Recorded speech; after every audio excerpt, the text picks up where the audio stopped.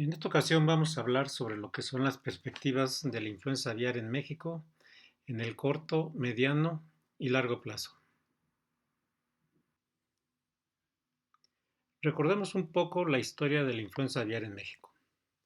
Entre 1993 y 1994 se introdujo el virus de la influenza aviar de baja patogenicidad, subtipo H5N2, a la avicultura comercial.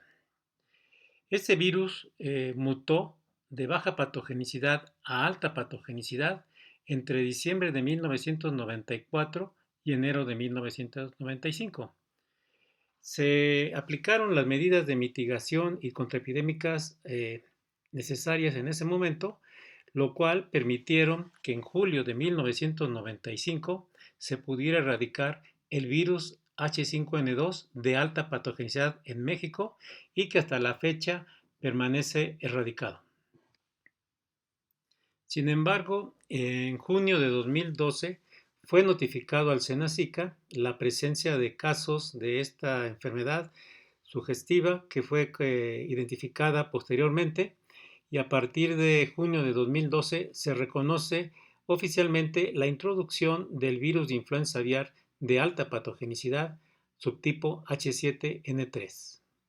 El virus fue trabajado y controlado durante 2012. Hacia el último trimestre de 2012 estaba controlada la aparente diseminación del virus dentro de la zona bajo cuarentena. Sin embargo, en enero y en febrero de 2013 rebrotó la enfermedad tanto en el estado de Jalisco y se diseminó hacia el estado de Aguascalientes y de Guanajuato, para posteriormente diseminarse a otras entidades del centro del país. ¿Cuál sería la situación actual en 2021? No la conocemos. No sabemos cuál va a ser el comportamiento de esta enfermedad durante este año ante los factores de riesgo que se han identificado previamente para esta enfermedad. Lo que sí podemos decir es que en la actualidad ambos virus, el H5N2 de baja patogenicidad y el H7N3 de alta patogenicidad, mantienen su endemicidad en ciertas zonas avícolas del país. Vamos a ver brevemente un viaje en el tiempo sobre la situación de la influenza aviar a nivel mundial, reportada por los miembros de la OIE a este organismo internacional. Vemos en 2012 el inicio de esta enfermedad en nuestro país y la presencia de focos tanto en la avicultura comercial como en aves silvestres endémicas.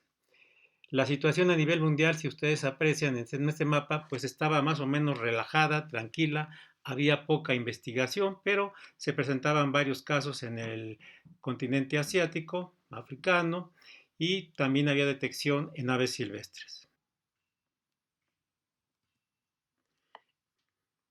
En el 2013, como ya mencionamos, la enfermedad en México se disemina a otras entidades federativas del país y se registran también algunos focos de influenza aviar de alta patogenicidad en granjas comerciales en Europa, y también se comienza a la detección en el continente asiático de la infección por influenza aviar de alta patogenicidad en aves silvestres, que es representado por ese triángulo en verde.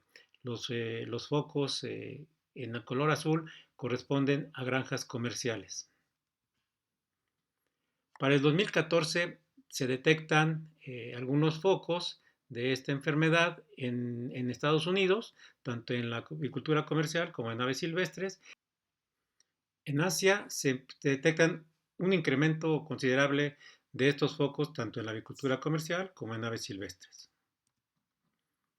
Para 2015 tiene un evento bastante importante porque se presentan varios brotes de esta enfermedad, tanto en la avicultura comercial como en aves silvestres en los Estados Unidos. Se registran al menos dos subtipos de alta patogenicidad correspondientes a el H5 y H7, y que tuvieron un impacto considerable en el comercio y en la parte sanitaria de este país. Si observan del lado de hecho, entre Asia y Europa se empiezan a detectar, no porque no existieran antes, sino que hay más investigación y se detecta más la enfermedad en aves silvestres. En 2016 se presentan también en el continente americano, tanto en México como en Estados Unidos, algunos focos y se puede observar que en Europa la detección en aves silvestres se incrementa sustancialmente.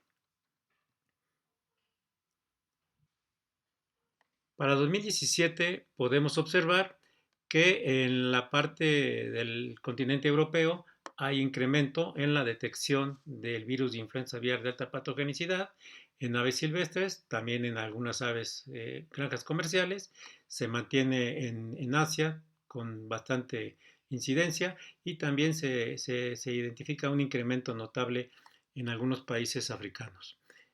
Por parte del continente americano se mantienen estos brotes tanto en México como en Estados Unidos.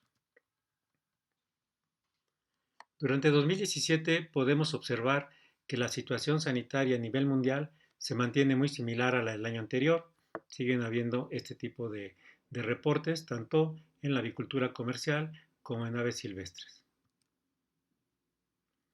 Para 2018 podemos identificar que los reportes notificados a la OIE corresponden en su mayoría a brotes en granjas comerciales de esta enfermedad en el continente europeo.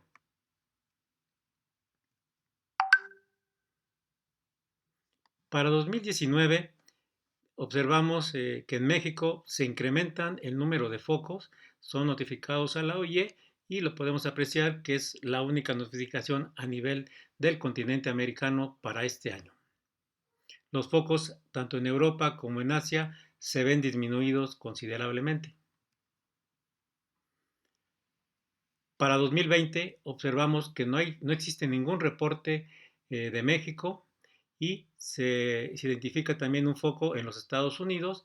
Hay incremento de estos focos en el continente europeo, donde podemos apreciar que todavía existen algunos focos todavía abiertos que no han sido completamente cerrados, por eso aparecen en color rojo.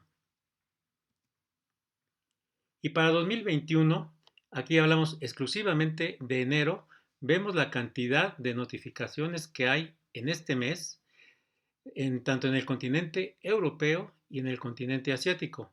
Es normal que veamos tantos focos en color rojo porque apenas acaban de ser notificados y están en ese proceso de eliminación. En el caso de México, tampoco hay evidencia de ninguna notificación durante enero de 2021. En esta diapositiva podemos observar que en el contexto internacional la situación mundial de influenza aviar de alta patogenicidad es totalmente completa en los 5 continentes. Podemos también identificar que se han registrado varios focos tanto en la avicultura comercial como en aves silvestres en los que se han detectado los subtipos de influenza aviar H5 y H7. Ahora, analizaremos cuáles son los principios epidemiológicos básicos necesarios para la transmisión de enfermedades y que en este caso estaría representada por la influenza aviar. Bueno, principalmente tenemos que identificar la interacción que existe entre la gente, el huésped y el medio ambiente, lo que conocemos como triada epidemiológica. Esta interacción es sumamente importante, así como conocer la epidemiología de la enfermedad, es decir, cuál es la historia natural de la enfermedad y en este caso su comportamiento tanto para los virus de alta como de baja patogenicidad. Cuál es y cómo se comporta la cadena de infección y la presión de la infección, así como identificar cuál es la prevalencia a nivel regional, a nivel nacional, a nivel mundial, identificar los factores de riesgo tanto determinantes como predisponentes para la ocurrencia de esta enfermedad. Y algo muy importante es identificar con base a estos factores de riesgo cuál es la aplicación más adecuada de las medidas de mitigación para cada uno de los factores de riesgo identificados. Y en este contexto general también evaluar la bioseguridad existente como país, como región, como empresa, como unidad de producción avícola. En esta diapositiva vemos lo que es el fenómeno del iceberg en epidemiología, es decir, la punta del iceberg es lo que nosotros podemos observar clínicamente, ¿no? Es decir, los casos clínicos, la mortalidad de las aves, la baja producción, los impactos económicos, comerciales y por supuesto sanitarios. Pero ¿qué es lo que no vemos? ¿Sí? ¿Qué es lo que está oculto que no podemos identificar de manera inmediata sin previos estudios o análisis? Los casos subclínicos, la baja mortalidad, los escasos índices de baja producción, la posible recombinación y mutación de los virus, diseminación mediante aves infectadas de esta enfermedad, la movilización de aves inmunizadas pero infectadas, las fallas en el control de movilización, en la vigilancia epidemiológica, en los muestreos aleatorios, en el diagnóstico tanto clínico como de laboratorio y sobre todo una propagación silenciosa de la infección dentro de nuestras parvadas, lo que nos va a ocasionar un impacto sanitario constante. ¿Cuáles son los principales factores de riesgo que se han identificado en México?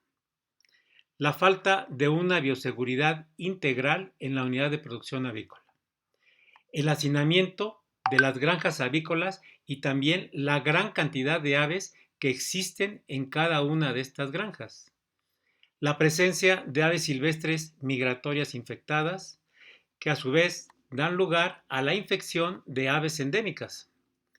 También las unidades de producción avícolas que se encuentran afectadas por esta enfermedad y que están geográficamente aledañas a las nuestras o con las cuales mantenemos un vínculo comercial. ¿Sí?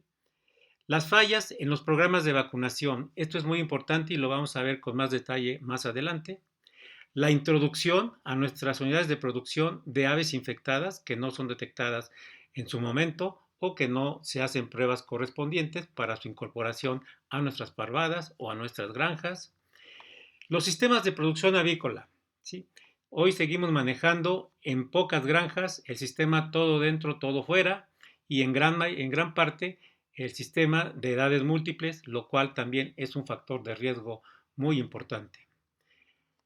La movilización de pollo vivo infectado o en periodo de incubación hacia esos mercados de aves vivas sigue siendo un riesgo latente y un factor de riesgo inminente en la diseminación de la enfermedad.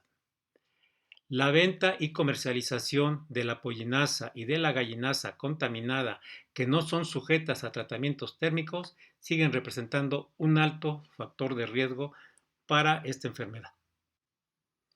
Los canales de comercialización de alto riesgo por el tipo de mercancías que comercializan y sobre todo por el origen de las mismas siguen siendo un factor de riesgo muy importante, así como las fallas en los programas de vigilancia epidemiológica, en los muestreos realizados, tipo de muestras obtenidas, su conservación y fallas también potenciales en diagnóstico aunadas a la falta de capacitación y de concientización tanto de trabajadores como de productores, representan otros riesgos importantes identificados en México para la permanencia de esta enfermedad en la avicultura comercial del país.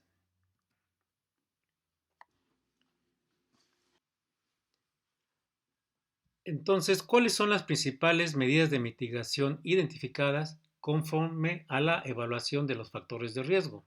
Bueno, entre las principales medidas de mitigación y la aplicación de las mismas tendrán que ser sobre los programas de medicina preventiva, fortalecimiento de medidas de bioseguridad, vacunación e inmunización, la vigilancia epidemiológica, tanto activa como pasiva, los muestreos epidemiológicos que deben ser representativos de esas unidades de producción o de esas regiones, el tipo de muestra adecuada para el diagnóstico que vamos a utilizar y procurar siempre emplear pruebas diagnósticas con una alta sensibilidad y especificidad que nos permitan detectar menos falsos positivos y sobre todo menos falsos negativos.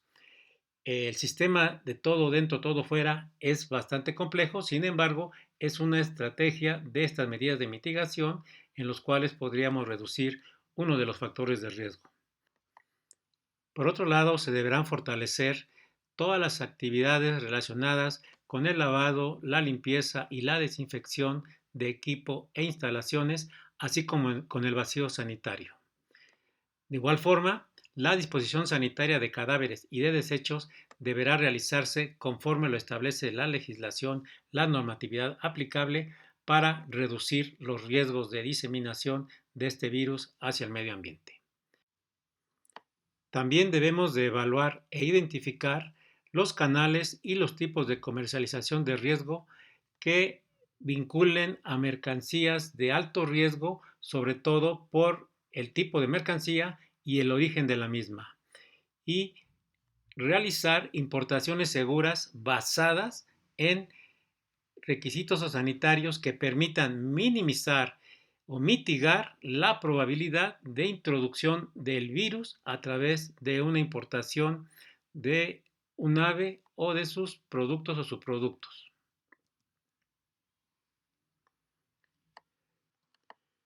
Ahora analizaremos cuáles son los principales factores de riesgo que se identifican en la bioseguridad avícola.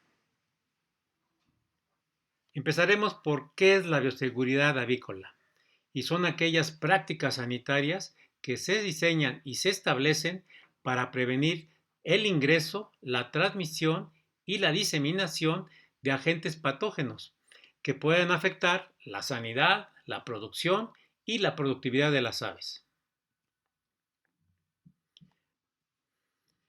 En esta diapositiva podemos identificar cuáles son aquellos principales factores de riesgo potenciales en México, entre los cuales encontramos las fallas en los programas de vigilancia, muestreo, diagnóstico, la potencial presencia de aves silvestres y o endémicas infectadas, las fallas en las medidas de bioseguridad, así como en la vacunación sin que ésta alcance la cobertura de inmunización requerida, la movilización de aves domésticas vacunadas pero infectadas o que se encuentran en periodo de incubación, el mantenimiento y la movilización tanto de pollinaza como de gallinaza contaminada, la presencia del virus en agua y en alimentos, en equipos e instalaciones, así como la transmisión mecánica mediante vehículos, insectos, fauna silvestre, cajas, trabajadores, médicos veterinarios o tecnistas, fomites, entre otros,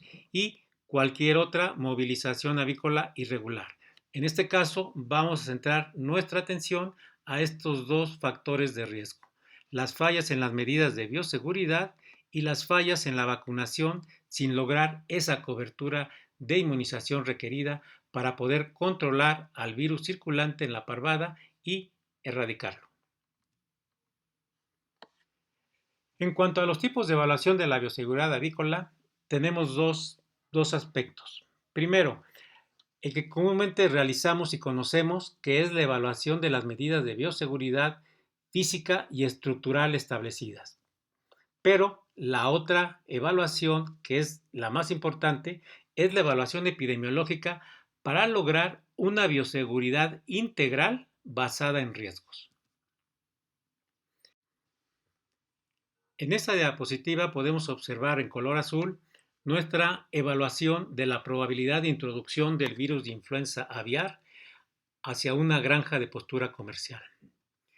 En color verde podemos identificar los principales factores de riesgo a evaluar y analizar desde un punto de vista estructural, funcional y epidemiológico. Los principales puntos a evaluar corresponderían a aquellos cuadros en color verde. Iniciaríamos por la infraestructura y recursos, en los cuales tenemos que considerar en dicha evaluación la conformación del cerco perimetral, arco, bombas, tapetes sanitarios, el uso de los módulos sanitarios, cómo se lleva a cabo el control interno de trabajadores y visitantes, los sistemas de desinfección de vehículos, mallas pajareras, la educación que se otorga y capacitación a los trabajadores. Otro sería la prevalencia regional, en la cual analizaríamos cuál es la condición de esta enfermedad en aves silvestres migratorias y o endémicas, así como su presencia en granjas tecnificadas y en predios de traspatio.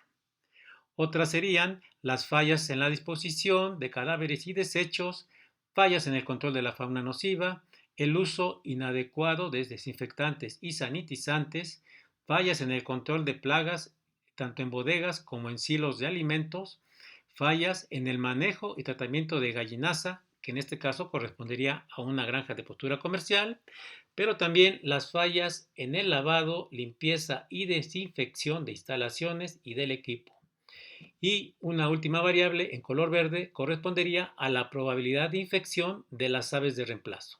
Es decir, aquí que tendríamos que analizar las posibles fallas que existieran en los programas de vigilancia epidemiológica dentro de la granja, así como las fallas en el control sanitario para la introducción tanto de huevo fértil como de pollita recién nacida. En esta diapositiva ahora podemos identificar y evaluar esos factores de riesgo una vez que el virus ya ingresó a la unidad de producción. Es decir, ahora vendría la evaluación de la exposición de ese virus a la población susceptible y expuesta. De esta manera, podemos ver que las principales variables serían la probabilidad de infección de las aves expuestas, las fallas en la detección serológica y virológica y la probabilidad de mantenimiento y de reinfección de las aves. Cada una de estas pueden ustedes identificar, por ejemplo, en el caso de la probabilidad de infección de las aves expuestas, habría que analizar cuál es el tipo de vacuna utilizada, si son de genética reversa, recombinantes, emulsionadas, otras, cómo se maneja la cadena fría, cuál es la cobertura de vacunación y de inmunización, cuál es la probabilidad de infección de aves vacunadas, inmunizadas y también de las no inmunizadas. ¿Cuál sería el número reproductivo básico para esta enfermedad dentro de esta unidad de producción, considerando la población susceptible, expuesta, infectados, recuperados y el ciclo que pudiera ocurrir dentro de la misma unidad de producción? Y así como ustedes pueden ver, en el caso de diagnóstico, en la parte superior derecha, pues encontramos otras variables como las fallas en el programa de vigilancia, de la prueba diagnóstica, de la sensibilidad y especificidades utilizadas, en el diseño de los muestreos, en la selección de las aves a muestrear, en la conservación de las muestras y posibles errores tanto en la recepción como en el proceso de análisis de las muestras. Y en la parte inferior vemos la probabilidad de mantenimiento y de reinfección de estas aves, es decir, van a estar sujetas a la cobertura de inmunización, a la pelecha de las aves, a su R0 y su sistema de susceptibles, infectados y susceptibles, es decir, el mecanismo de un círculo vicioso dentro de la unidad de producción de reinfección constante. La presencia de la circulación del virus, por supuesto, las fallas que tendríamos en su detección, las faltas de programas de vigilancia adecuados, la presencia de aves infectadas pero no enfermas, la baja de producción poco significativa que nos dé una idea muy leve para poder pensar que está circulando el virus si es que no tenemos programas de medicina preventiva específicos para esta unidad de producción. Y aquí ya no lo voy a detallar, sencillamente es una evaluación de este complejo, de este todo. Es decir, sobre esta evaluación que tenemos que hacer de la bioseguridad desde un punto de vista integral basado en riesgos. En esta diapositiva podemos observar los resultados de una evaluación de la bioseguridad integral basada en riesgo de una unidad de producción de postura comercial, donde podemos tener diferentes variables y donde los tres puntos principales de identificación de esta probabilidad de introducción, de exposición y su estimación del riesgo lo podemos obtener de manera cualitativa y también cuantitativa. En esta diapositiva podemos identificar que para obtener una bioseguridad integral basada en riesgos, es decir, una bioseguridad infectiva, debemos conjuntar varios factores. La evaluación de la bioseguridad clásica o de infraestructura, las buenas prácticas de producción, las buenas prácticas de manufactura En algunos casos, el análisis de peligros y puntos críticos de control y el análisis de riesgo, ya sea de tipo cualitativo o cuantitativo. Podemos resumir con respecto a la evaluación de la bioseguridad que no existe ninguna receta mágica para poder implementar un programa de bioseguridad en las granjas avícolas, que cada caso puede tener diferentes enfoques de bioseguridad y, por supuesto, diferentes factores de riesgo, aunque muchos de ellos pueden ser comunes, habrá alguno que sea diferente entre una unidad de producción y otra. Y resumir que la bioseguridad no es un costo, es una inversión. El otro factor de riesgo importante, además de la bioseguridad que estamos evaluando, serían aquellos factores de riesgo que se identifican en los programas de vacunación. Primero, identifiquemos la diferencia entre vacunación e inmunización. La vacunación es la inoculación de un antígeno en una determinada población animal, mientras que la inmunización es la capacidad de un animal o de esa población para responder al proceso natural o artificial que le va a permitir alcanzar una protección específica contra un determinado agente etiológico. Es diferente vacunar e inmunizar. ¿Cómo podemos evaluar los programas de vacunación y de inmunización? Bueno, tenemos que identificar una adecuada selección de nuestra vacuna, cuál es la mejor vía de aplicación conforme al tipo del biológico que escogimos, al agente etiológico contra el cual queremos proteger a nuestra parvada y, por supuesto, la prevalencia regional dentro de la zona en la cual está mi granja o mis granjas o la empresa. Seleccionar y de alta calidad a los trabajadores para conformar la cuadrilla de vacunación. Supervisarlos constantemente cómo llevan a cabo sus actividades de vacunación, realizar evaluaciones serológicas y virológicas de las muestras aleatorias de aves que han sido aparentemente vacunadas, identificar cuál es la cobertura de vacunación que se realizó, que en términos generales hablaríamos de un 100%, pero también cuál es la cobertura de inmunización que se alcanzó y los títulos obtenidos. Evaluar también la inmunidad poblacional de la parvada mediante perfiles serológicos que nos va a dar una idea de cómo está o no protegida nuestra parvada frente a algún agente patógeno. Evaluar también los programas de vacunación para que de manera constante podamos corregirlos en algunas fallas que identifiquemos o mantenerlos porque nos están dando resultados. Veamos en este ejemplo, supongamos que tenemos una parvada a la cual aplicamos un programa de vacunación al 100% de las aves. Sin embargo, sabemos que no todas las aves que fueron vacunadas van a quedar inmunizadas. De esta manera, gráficamente identificamos las aves en color amarillo que fueron vacunadas pero que no quedaron inmunizadas. Y en color blanco, las aves que fueron vacunadas y que quedaron inmunizadas. Habría que determinar también el título de anticuerpos que tiene cada una de ellas, ¿no? O sea, en sí la población. Supongamos ahora que a esta población vacunada incorporamos un nuevo lote en el cual al menos se encuentra una ave infectada y que está en periodo de excreción, que está representada en la figura en color rojo en la parte superior izquierda y que se va a incorporar a nuestra unidad de producción.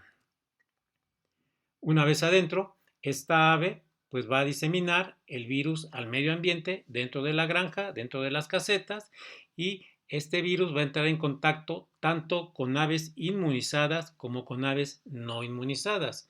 En las aves no inmunizadas va a causar la enfermedad y potencialmente la muerte, mientras que en aves inmunizadas, si la inmunización es adecuada, va a pasar de manera desapercibida, sin embargo, las aves podrán infectarse. Posteriormente, en esta parvada ya podemos identificar la diseminación que puede estar ocurriendo de la enfermedad dentro de la misma. Esta es una población vacunada y con aves inmunizadas y no inmunizadas, pero que se introdujo el virus a la misma. ¿Y qué pasaría si de esta parvada nosotros sacamos un lote para su venta y comercialización ya sea mercados vivos, centros de acopio, otras unidades de producción, etcétera, o para sacrificio incluso. En este lote, como podemos apreciar, en la parte inferior derecha, por lo menos habría alguna o algunas aves que estuvieran infectadas y en periodo de excreción, ¿sí? Y de esta forma estaríamos diseminando la infección hacia otras zonas avícolas o hacia otras unidades de producción avícolas.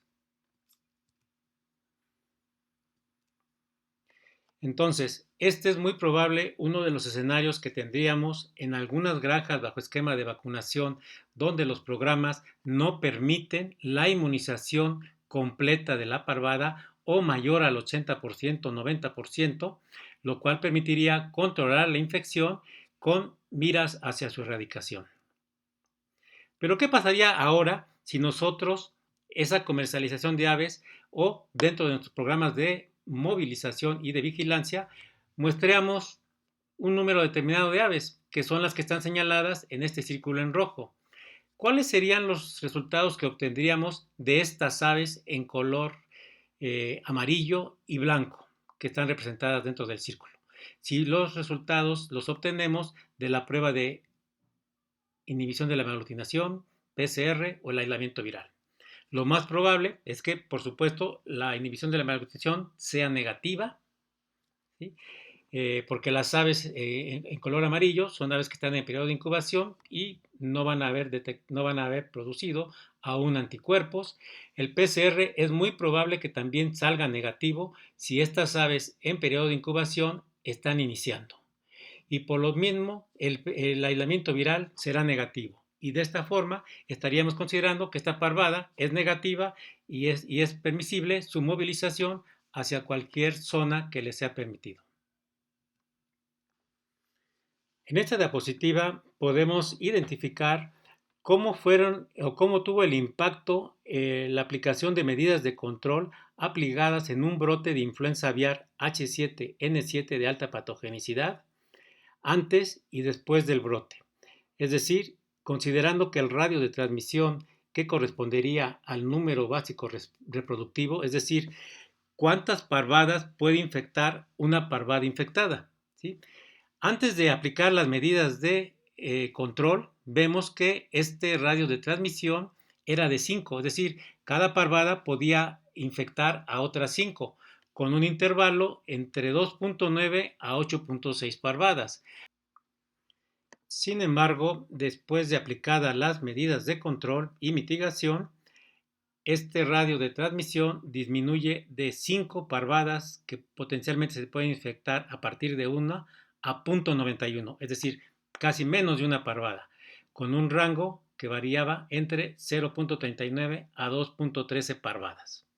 De esta forma podemos identificar que las medidas de control van a disminuir también la diseminación del virus hacia otras parvadas. En esta diapositiva es muy interesante porque nos refleja cuál era el porcentaje de serología que se identificaba en aquellas parvadas vacunadas y que las pruebas utilizadas eran mediante la prueba de inhibición de la aglutinación. Esto fue evaluado durante 2014. Pueden observar en cada una de estas gráficas que en color azul nos representa de ese total de parvadas analizadas, no corresponde a una sola parvada, sino a un conjunto de varias parvadas en diferentes zonas avícolas del país. En algunos casos se alcanzaba el 57% de detección serológica post vacunación, otras el 60%, el 46%, el 66%, el 55% y en el extremo inferior izquierdo vemos que en una región sí alcanzaban una buena cobertura serológica, que era del 87%. Es decir, posterior a la vacunación, las parvadas en promedio eran de alrededor del 60% seropositivas a la presencia de esta prueba de inhibición de la aglutinación. Y en esta otra diapositiva podemos identificar títulos de también otras zonas geográficas en los cuales variaban. En la primera, que está del lado superior izquierdo, podemos identificar títulos desde 1 en 16 hasta 1 en 512. donde vemos los diferentes niveles de títulos. Quizás algunas parvadas eran recién infectadas, aunque en promedio se probaban entre 2 a 3 semanas y posteriores a la vacunación. En la gráfica superior derecha vemos un comportamiento también medio similar, pero identificamos también que había menos parvadas con un título de hasta 1 en 512 y algunas ya con títulos mayores de 1 en 1024, así como en la gráfica inferior, en la cual se aprecia que la mayoría oscilaban entre 1 en 128, 1 512. Sin embargo, había también una gran cantidad de parvadas positivas a 1 en 1024. ¿Qué significa esto? Que esas últimas parvadas, pues aparte de estar vacunadas, estaba presente el virus dentro de las mismas. ¿Cuáles son las consideraciones de este programa de vacunación? ¿Sí? Que debemos evaluar. Primero, comprender que la vacunación no es sinónimo de inmunización, que la calidad de la vacunación va a ser proporcional a la calidad de la inmunización, que si utilizamos un biológico adecuado podemos garantizar una sólida inmunización, que la vacunación e inmunización no prevendrá la infección de las aves si éstas se exponen al agente etiológico, que en una parvada parcialmente inmunizada el virus puede circular de manera ininterrumpida dentro de la parvada mientras esté presente la susceptibilidad y la circulación del virus. La eliminación de un virus dentro de una parvada que se encuentre bajo esquema de vacunación va a depender en gran medida de la cobertura que tengamos de inmunización en la misma parvada. ¿Sí? Es decir, a mayor inmunización tendremos mejor control del virus y este virus tenderá a disminuirse con la finalidad de erradicarlo. Una ave inmunizada, pero que se encuentra infectada, puede excretar, aunque sea en menor grado, el virus al medio ambiente. Entonces, viene la pregunta, ¿es erradicable la influenza aviar? Analicemos 3 escenarios. ¿Cuáles serían las perspectivas esperadas en el corto plazo? Primero, habría que analizar cuál es la situación sanitaria, que en este momento es incierta. Que existe una escasa eficiencia de las medidas de mitigación aplicadas. Que hay subnotificación de focos de la enfermedad. Que puede existir un posible enmascaramiento de la enfermedad en poblaciones que estén bien inmunizadas, que hay un comercio de aves vivas, de pollinaza y gallinaza potencialmente infectadas o contaminadas, según sea el caso, y que también tenemos un deficiente control de la movilización tanto de aves como de sus productos y sus desechos, también deficientes programas de bioseguridad y de buenas prácticas de producción y de vigilancia epidemiológica. Entonces, ¿cuál sería la expectativa en el corto plazo? Estimaríamos que la prevalencia de influenza aviar en la avicultura comercial se mantenga endémica en ciertas zonas avícolas del país y con una posibilidad de que se disemine a nuevas zonas. ¿Cuáles serían nuestras expectativas en el mediano plazo? Tendríamos 2 escenarios. En el escenario A, sin hacer prácticamente nada, tendríamos un incremento de la prevalencia, habría también disminución en el control de la movilización, incremento de la subnotificación, mantenimiento de mercados de aves vivas, que eso es difícil eliminar, pero seguirían existiendo, también la venta y la comercialización de pollinaza y gallinaza sin tratamiento térmico y la presencia de insuficientes medidas de bioseguridad y de buenas prácticas de producción, así como las fallas en los programas de vacunación que ya hemos comentado. En un escenario B, si hiciéramos algunas actividades que permitieran reducir estos factores de riesgo, podríamos obtener, en el mejor de los casos, una reducción de la prevalencia, posiblemente fortalecer las medidas de bioseguridad y los programas de vacunación para controlar la enfermedad. Sin embargo, los resultados o las expectativas para este mediano plazo podríamos considerar que estimaríamos que aún reduciendo la prevalencia esperada de la enfermedad, mejorando la bioseguridad y la inmunización, la falta de mitigación de los otros factores de riesgo en el escenario A mantendrían la enfermedad controlada en ciertas empresas avícolas, pero seguiría siendo endémica en otras zonas avícolas. Sería medianamente probable la introducción en el mediano plazo de un nuevo subtipo de influenza aviar dentro de la avicultura comercial.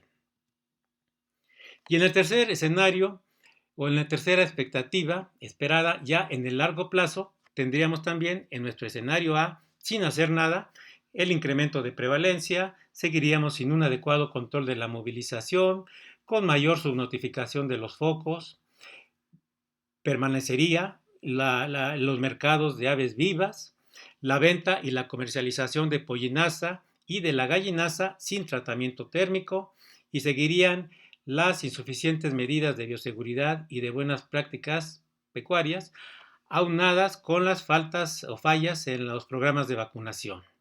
En el mejor de los casos, en el escenario B, en el largo plazo, podríamos obtener una mejora en la vigilancia epidemiológica, un incremento en la notificación de focos y reducción de la prevalencia, fortaleceríamos las medidas de bioseguridad y los programas de vacunación.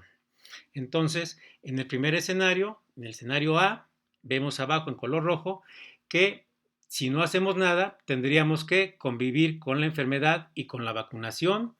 Se incrementaría la prevalencia, diseminaríamos hacia otras zonas avícolas la enfermedad y posiblemente habría más nuevos subtipos, o al menos uno más, dentro de la avicultura comercial.